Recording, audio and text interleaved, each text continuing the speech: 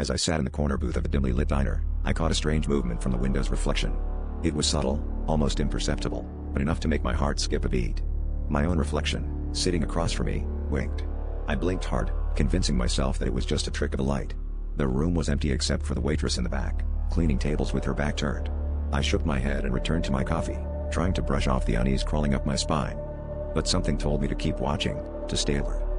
The diner was a relic from the 50s, with a jukebox that hadn't worked in years and cracked leather seats. It was a place I visited often, usually for late-night solace. I sat there, sipping my drink and glancing occasionally at the window.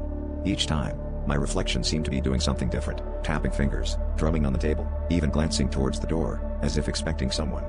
But I was sitting perfectly still. My pulse quickened with each glance, the dissonance between my movements and my reflections growing more pronounced, more alarming. I nervously checked my phone for messages, desperate for a distraction.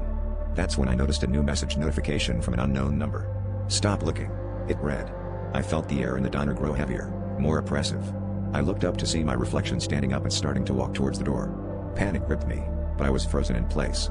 My reflection paused, turned around, and pointed directly at me, mouthing words I couldn't hear but understood perfectly. "It's your me." Every muscle in my body screamed to run, but I remained rooted. As my reflection reached for the exit, the diner's lights flickered, casting long shadows that danced on the walls.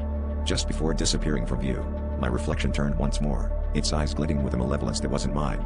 The door swung shut with a finality that echoed through the empty diner. The waitress turned towards me, her face pale and eyes wide. "You're the only one who ever comes in here," she whispered, her voice trembling. "Who were you talking to?"